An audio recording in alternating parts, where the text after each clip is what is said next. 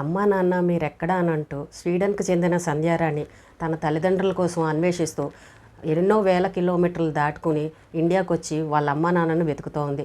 కానీ ఈ స్టోరీ వింటే మాత్రం నిజంగా కళ్ళల్లో నీళ్ళు వచ్చాయి.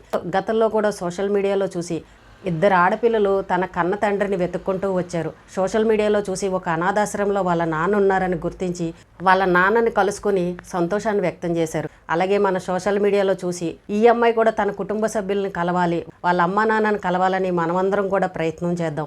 అయితే స్వీడన్కు చెందిన సంధ్యారాణి అయితే చిన్నప్పుడు ఈ అమ్మాయి 1987వ సంవత్సరంలో జరిగిన స్టోరీ ఇది. అయితే ఖైరతాబాద్కు చెందిన రామయ్య అనే అతను ఒక యూనివర్సిటీలో తోటమాలిగా పనిచేస్తున్నాడంట.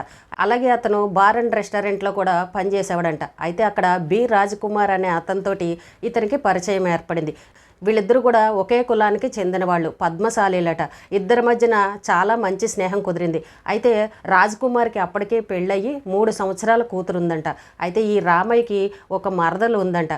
అయితే రామయ్య రాజ్కుమార్ని అడిగాడంట, మా మరదలు ఉంది, మా మరదలను పెళ్లి చేసుకోనని అంటే రాజ్కుమార్ చెప్పాడంట, నాకు పెళ్ళయింది, ఒక కూతురు ఉంది, నా భార్య లేదు, చనిపోయింది అని చెప్పగానే రామయ్య ఆర్థిక ఇబ్బందుల వల్ల ఇంట్లో ఉన్న పరిస్థితులు బాగోక మొత్తానికి తన మరదలను తీసుకొచ్చి రాజ్కుమార్కి ఇచ్చి పెళ్లి చేశాడంట.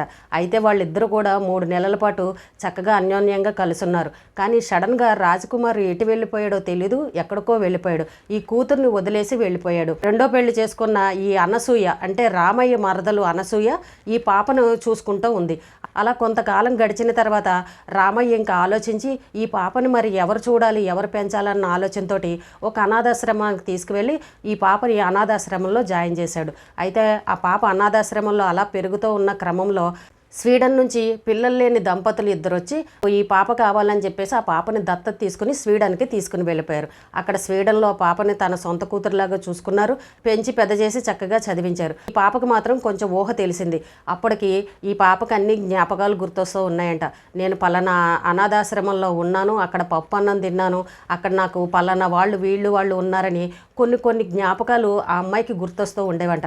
కొంచెం పెద్దదయిన తర్వాత తల్లిదండ్రులను అడిగిందంట, నేను ఎక్కడి నుండి వచ్చాను, నాకు ఎందుకో ఇవన్నీ గుర్తొస్తున్నాయి ఏంటని తల్లిదండ్రులు ప్రశ్నించినప్పుడు తల్లిదండ్రులు చెప్పారంట, నువ్వు మా కన్నబిడ్డవు కావు, మేము ఇలాగా ఇండియాలో హైదరాబాద్లోంచి ఒక అనాథాశ్రమంలో నిన్ను దత్తత తీసుకున్నామని చెప్పి తల్లిదండ్రులు చెప్పగానే ఇంకా అమ్మాయి మనసులో తన తల్లిదండ్రులను కలవాలి, అసలు నా మూలాలు ఏంటి, నా బంధువులు ఎవరు, నేను ఇక్కడెందుకున్నాను, నేను ఎలా అయినా సరే ఇండియాకు వెళ్ళిపోవాలని అప్పటి నుంచి ఆ అమ్మాయికి కోరిక కలిగింది. ఎలా అయినా సరే నేను కన్నవాళ్ళని కలుసుకోవాలన్న తాపత్రయం, ఆశ అమ్మాయిలో కలిగింది. ఆ అమ్మాయి అలాగే ఒక యూనివర్సిటీకి వెళ్ళిపోయింది. అక్కడ చక్కగా బాగా చదువుకుంది, మంచి ఉద్యోగాన్ని సంపాదించింది. యూనివర్సిటీలో చదువుకునేటప్పుడు కూడా ఒక అమ్మాయి పరిచయం అయిందంట. ఆ అమ్మాయి కూడా చెప్పిందంట, చక్కగా నువ్వు ఇండియాకు వెళ్ళు, మీ కన్న తల్లిదండ్రులను కలుసుకుంటావు, ఇండియాలో మీ తల్లిదండ్రులు మీ బంధువులు అందరూ ఉంటారని చెప్పేసి ఆ అమ్మాయి కూడా మంచి సపోర్టివ్గానే అప్పుడు ఈ అమ్మాయి సింగపూర్కి చెందిన ఒక ఎన్జిఓ ఆశ్రమం దగ్గరికి వెళ్ళి వాళ్ళని కలుసుకుందంట. ఇలా నేను అనాథాశ్రమం నుండి నన్ను పలానా వాళ్ళు దత్తత తీసుకున్నారు, ఇప్పుడు నేను నా తల్లిదండ్రులను కలుసుకోవాలి, కొంచెం నాకు హెల్ప్ చేయాలని అని అడిగగానే అక్కడ వాళ్ళు కూడా ఈ అమ్మాయికి తోడుగా నిలబడి వీళ్ళ తల్లిదండ్రుల కోసం వెతకడం మొదలుపెట్టారు. ఈ అమ్మాయి ఇప్పటి వరకు చాలాసార్లు హైదరాబాద్ వచ్చింది, తల్లిదండ్రుల కోసం ఎంక్వైరీ చేసి అన్ని చోట్ల వెతికింది, కానీ ఎక్కడా దొరకలేదు. ఈ రామయ్య అన్న అతనైతే గుర్తించి రామయ్య అడ్రస్ పట్టుకుని వెళ్ళేసరికి రామయ్య చెప్పాడంట, అప్పుడే మీ నాన్న ఇలా వెళ్ళిపోయారు, తెలీదు, నేనే నిన్ను అనాథాశ్రమంలో జాయిన్ చేశానని చెప్పేసి రామయ్య చెప్పగానే ఈ రామయ్యను కలిసిన తర్వాత కొన్ని విషయాలు అయితే తెలుసుకుందంట. అయితే ఈ వీళ్ళ తండ్రి రాజ్కుమార్ ఎవరైతే ఉన్నారో అతను పద్మశాలి, అతను వరంగల్కి చెందిన అతను అనగానే అక్కడ వరంగల్ వెళ్ళి వరంగల్లో పద్మశాలి కమ్యూనిటీ వాళ్ళని అందరినీ కలుసుకుని ఇలాగ వాళ్ళ ద్వారాగా ఏమన్నా తండ్రి ఆచూకీ తెలుస్తుందేమోనని అంతా వెతకడం మొదలుపెట్టింది. చివరికి ఈ మీడియా వాళ్ళని కూడా కలిసి తన బాధని, తన అన్వేషణని అంతా కూడా వ్యక్తం చేసిందనమాట. ఈ సోషల్ మీడియా ఏంటంటే ఎంత దూరమైన ప్రపంచమంతా చూస్తారు కాబట్టి దానివల్ల అయినా సరే ఆ అమ్మాయిని ఎవరైనా గుర్తించి తల్లి చనిపోయింది అంటున్నారు, కానీ ఈ అమ్మాయి మా అమ్మ కూడా బతికే ఉంటుంది, మా అమ్మ ఉండే ఉంటుంది, చనిపోయి ఉండదని చెప్పేసి ఈ అమ్మాయి నమ్మకంగా చెప్తుంది. అలాగే తండ్రి కూడా ఎక్కడున్నారు, తండ్రికి సంబంధించిన బంధువులు కానీ అలాగే తల్లి వైపు బంధువులు కానీ ఎవరైనా సరే గుర్తించి ఈ అమ్మాయిని చేరుకోవాలని మనమందరం కూడా ఆశిద్దాం. ఈ అమ్మాయి చక్కగా తన కుటుంబ సభ్యులను చేరుకోవాలని మన వంతు సాయం కూడా మన ప్రయత్నాన్ని కూడా చేద్దాం. ఈ వీడియోలను అందరికీ షేర్ చేస్తూ ఉండండి. ఎవరో ఒకళ్ళు ఎక్కడో ఒక చోట ఒక్కరు ఎవరైనా తన బంధువులు కలిసినా కూడా తన మూలాలు ఏంటనేది తెలుసుకోగలుగుతాం.